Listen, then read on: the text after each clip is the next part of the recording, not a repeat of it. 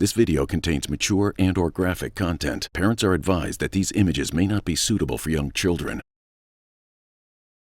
There is a new product out there. This has nothing to do with your hair, but this is something women are turning to for that time of the month. Quite interesting. Reusable pads, cups, and now sponges from the sea? These all-natural menstrual sea sponges are giving women a new no-chemical option when their cycle begins. Because they are reusable, retailers claim they are good for your wallet. But are they good for you? Really? Oh, Dr. Landry. Nita, talk to us about what this is first. I'm a huge fan of sea sponges. Are you really? What do you use them for? Well, to wash for your face, for your body. I can buy into that. I think they're awesome, but that's the right word to use. So first of all, let's talk about how women typically use these for periods, not their face, but for periods and things. So they wet them to make them softer, and then during the period, they'll put them into the vagina, take them out, wash them, reinsert them, etc. So reusable. They're reusable, and that's their claim to fame. So they're saying, hey, these are really friendly for the environment, so go ahead and use these instead of using pads and tampons and destroying the earth. I don't see a string on this. True. You just reach right up in there.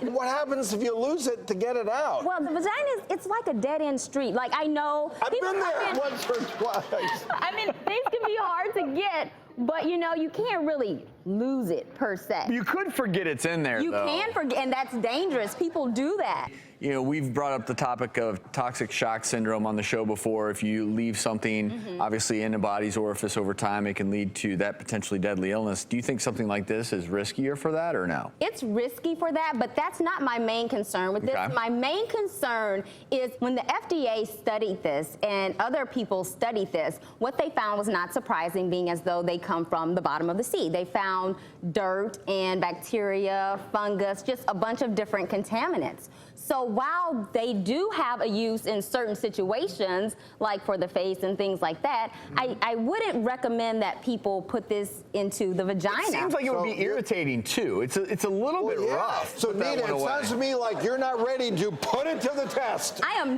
not putting this to the test. Like, No, I feel like if you love your vagina, don't put this. Okay, but let me back up, because we didn't always have tampons or pads at our disposal. So what did women do many thousands of years ago? Well, many thousands of years ago, they may have very well used things like this, but that's why we grow and we evolve and we learn and things like that. So we don't have to use dirty sea sponges anymore. Yay, right? Yeah. Right? So FYI, the company claims these are reusable for 3 to 6 months. Yeah. Look, I'm with you. I personally can't imagine pulling that out of my orifice, washing it off, and then putting it right back in there. But hey, to each their own. Just be safe out there.